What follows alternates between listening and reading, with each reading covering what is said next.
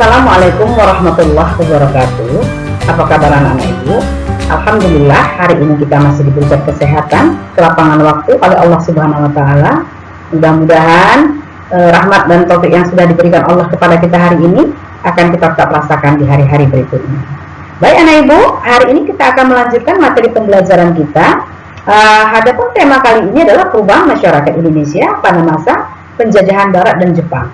Jadi hari ini kita akan membahas bagaimana masyarakat Indonesia ketika kita dijajah oleh Barat dan Jepang. Ya, bagaimana kondisi masyarakat kita? Apa yang dirasakan masyarakat kita ketika bangsa-bangsa Barat menjajah kita dan masuknya juga Jepang ke negara kita? Nah, tapi anak ibu, itu kita lihat dulu apa yang menjadi tujuan pembelajaran kita kali ini. Besar harapan ibu agar tujuan pembelajaran kita kali ini dapat terlaksana dan dapat tercapai dengan baik, mudah anak ibu pahami dan mudah anak ibu mengerti.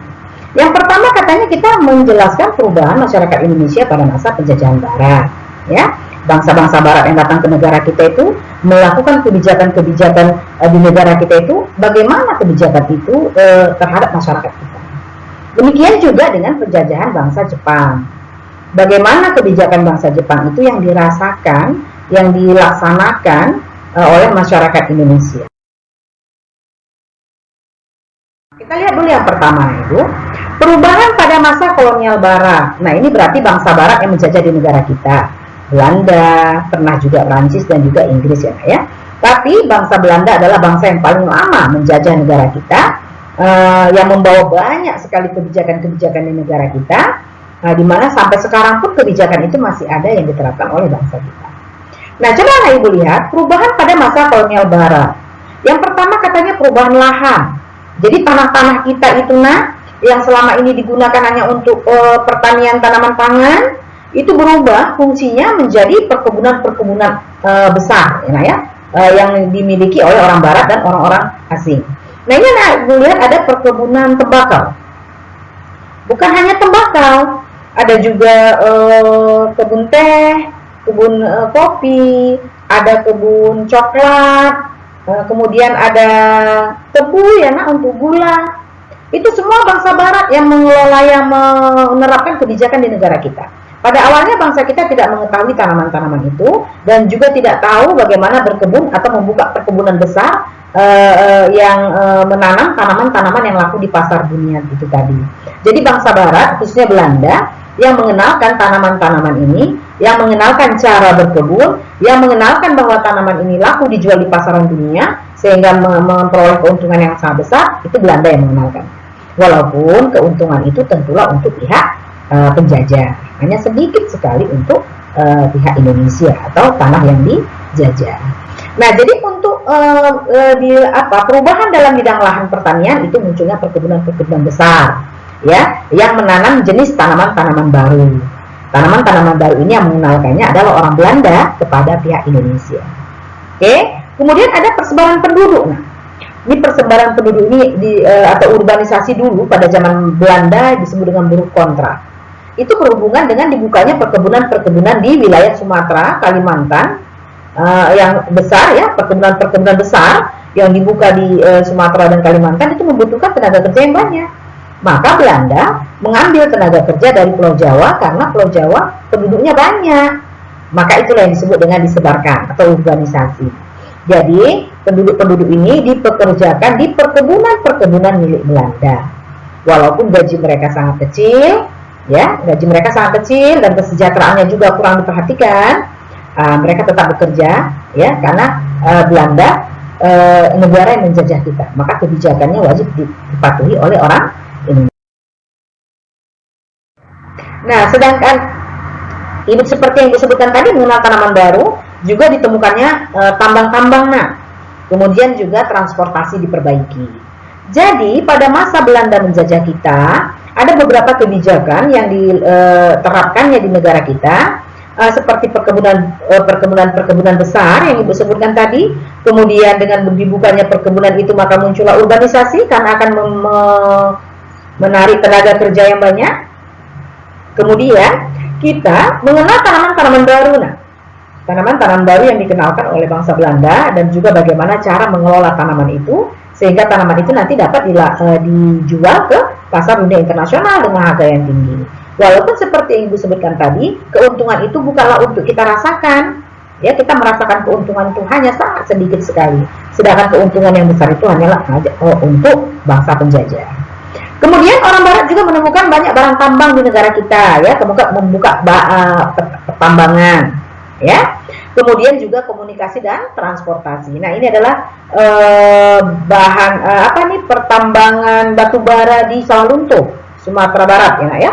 Kita tahu batu bara itu selain di Kalimantan, di Sumatera Barat juga ada penambangannya yang dibuka oleh Belanda. Kemudian jalur-jalur transportasi seperti kereta api.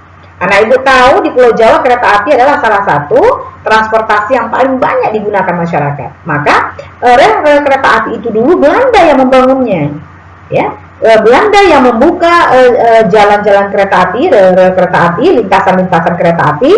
Selain untuk pengangkutan bahan-bahan atau hasil pertanian dari perkebunan, juga untuk transportasi manusia, ya, untuk mengangkat barang dan manusia. Nah, jadi anakku, pada masa penjajahan Belanda, pada masa penjajahan Barat, ada beberapa hal yang dikenalkan kepada bangsa kita. Selain dari tanaman-tanaman baru dan cara berkebun, Belanda juga membuka pertambangan-pertambangan besar, kemudian juga memperbaiki sarana dan prasarana transportasi untuk kemudahan transportasi dan juga komunikasi. Nah, kemudian anak Ibu, perkembangan ekonomi itu kita sudah mengenal mata uang dulu. Ini adalah mata uang VOC. Ingat, VOC adalah perusahaan dagang milik Belanda yang dibangun di negara kita yang nanti menjadi cikal bakal kekuasaan Belanda di Indonesia. Jadi dulu sudah mengenal mata uang. Mata uang ini yang mencetaknya Belanda, ya. Kemudian dia menggunakan mata uang itu sebagai alat tukar di negara kita. Kemudian perubahan dalam pendidikan. Kita dulu tidak ada sekolah secara resmi, anak, ya. Belanda yang membuka sekolah di negara kita. Nah, ingat, pada awal sekolah dibuka di negara kita, itu tujuan Belanda adalah untuk mencetak tenaga kerja yang murah. Karena tadi ada kuli kontrak yang bekerja di perusahaan di perkebunan Belanda. Nah, mereka kalau buta huruf, mereka tidak bisa bekerja. Karena nanti akan ada administrasi yang harus dipenuhi. Maka mereka wajib bisa membaca dan menulis. Maka Belanda dulu membuka sekolah-sekolah di negara kita. Nah, tapi ingat, tujuan Belanda membuka sekolah di negara kita bukan untuk mencerdaskan anak bangsa. Belanda membuka sekolah di negara kita untuk menghasilkan tenaga kerja yang murah. Makanya dulu pendidikannya itu hanya untuk belajar membaca, menulis dan berhitung saja. Dan terjadi diskriminatif sekolah Belanda dengan sekolah Indonesia. Kalau sekolah Belanda memiliki fasilitas yang baik, yang lengkap, nah, kalau bangsa Indonesia tentu fasilitasnya sangat sederhana dan tidak lengkap seperti yang ada contoh di PowerPoint kita ini. Ini adalah bangunan sekolah yang dibangun oleh masyarakat kita waktu itu. Kemudian anak-anak kita sekolah, anak-anak Indonesia sekolah. Nah, itu bukunya juga sulit, guru-gurunya juga dimanfaatkan abang-abang kelas, ya. Kemudian bangku-bangkunya, kurikulumnya itu nggak ada, Nah, tapi kalau bangsa Belanda itu lengkap. Tapi walaupun begitu, sekolah itulah nanti yang membuka cakrawala pengetahuan anak-anak Indonesia dan mereka lah nanti yang memperjuangkan kemerdekaan Indonesia. Jadi sekolah itu sangat penting.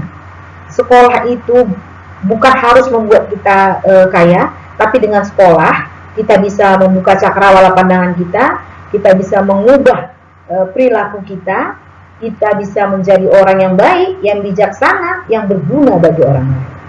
Nah, tentunya di samping itu pun dengan adanya pendidikan yang baik, biasanya akan membawa kita ke pekerjaan yang baik lah. Jadi sekolah penting, ya. Oke. Nah, kemudian bagaimana keadaan masyarakat kita pada masa penjajahan Barat di bidang politik? Oh, kekuasaan raja berkurang, nah. Jadi raja-raja itu menjadi bawahan pemerintah Hindia Belanda, ya. Jadi raja-raja itu di bawah pemerintah Hindia Belanda. Nah, kemudian Setelah itu muncullah organisasi pergerakan. Organisasi pergerakan ini muncul ketika ada sekolah ya nak. Minggu yang lalu sudah Ibu jelaskan, munculnya organisasi-organisasi pergerakan akibat banyaknya dibuka sekolah di wilayah Indonesia. Walaupun pada awalnya Belanda itu mengharapkan tenaga kerja yang murah, tapi ternyata perkembangan pendidikan itu membawa pengaruh yang sangat besar bagi bangsa Indonesia. Nah, sedangkan di bidang budaya, katanya muncullah bangunan-bangunan bergaya Eropa di Indonesia. Ya, banyak bangunan-bangunan, nah, anak ibu. Nah, ini adalah organisasi pergerakan itu ya, nak ya. Nah, Budi Utomo yang pertama. Kemudian ini bangunan, ini di Medan, nah, anak ibu ingat, ini adalah gedung BI yang ada di sekitar Lapangan Merdeka ya, atau di samping kantor pos besar ya, nak ya. Nah, ini adalah gedung BI. Ini adalah bangunan Belanda, ini dulu digunakan sebagai kantor ya nak ya. Nah, sampai sekarang masih terjaga dengan baik. Nah, bangunan-bangunan ini, nah ini juga anak ibu lihat ini, tahu mana ini? Ini adalah gereja yang ada di sekitar Sambu. Nah, kalau anak ibu pernah ke Medan Mall, di depan Medan Mall ada gereja tua, gereja paling tua di Medan. Inilah dia, ini gereja yang dibangun oleh bangsa Belanda, karena masuknya bangsa Belanda beriringan dengan masuknya agama Nasrani ke Indonesia. Nah, ini dapat anak ibu lihat di sekitar kota kita ya nak ya, bangunan gedung BI sekarang, kemudian ada juga gereja tertua di kota Medan. Ini merupakan perubahan yang kita rasakan adalah aspek budaya. Dan setelah tadi kita membahas tentang bagaimana perubahan masyarakat Indonesia ketika bangsa Barat yang menjajah kita atau bangsa Belanda menjajah kita, hari ini, kemudian kita akan membahas bagaimana pula keadaan bangsa kita ketika Jepang menguasai bangsa kita. Nah, yang pertama nah ibu lihat ini adalah perubahan dalam bidang geografi. Yang pertama katanya adanya Romusa, pengiriman Romusa atau migrasi ya. Jadi Romusa ini nah adalah pemuda-pemuda Indonesia yang dikumpul oleh Jepang, dan dikatakan Jepang sebagai pahlawan ekonomi untuk menarik simpati bangsa Indonesia. Padahal sebenarnya Romusa ini dikirim ke berbagai tempat, ke berbagai negara untuk mengerjakan proyek-proyek perang Jepang yang menunjang atau yang mendukung perang Jepang melawan sekutu. Nah, jadi mereka sebenarnya hanya dipropaganda atau diberikan janji-janji yang palsu. Sebenarnya Romusa itu nak dikirim untuk dipekerjakan dengan dengan cara kerja paksa. Ya, mereka membangun proyek-proyek besar yang dibutuhkan oleh Jepang seperti jembatan, kemudian ada terowongan, kemudian ada juga sarana-sarana jalan. Nah, mereka ini bekerja tidak diperhatikan hak asasinya. Nah, mereka bekerja secara paksa. Mereka hanya dibutuhkan tenaganya.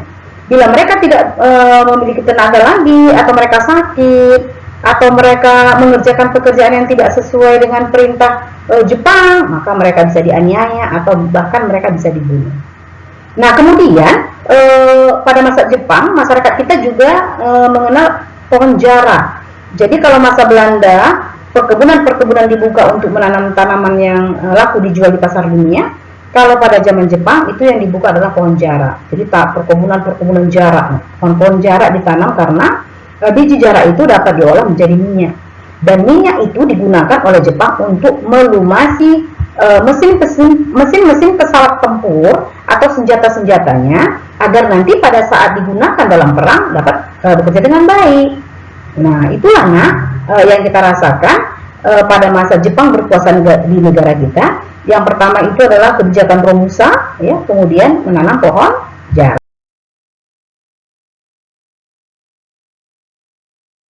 Kemudian anak ibu itu ada di bidang politik.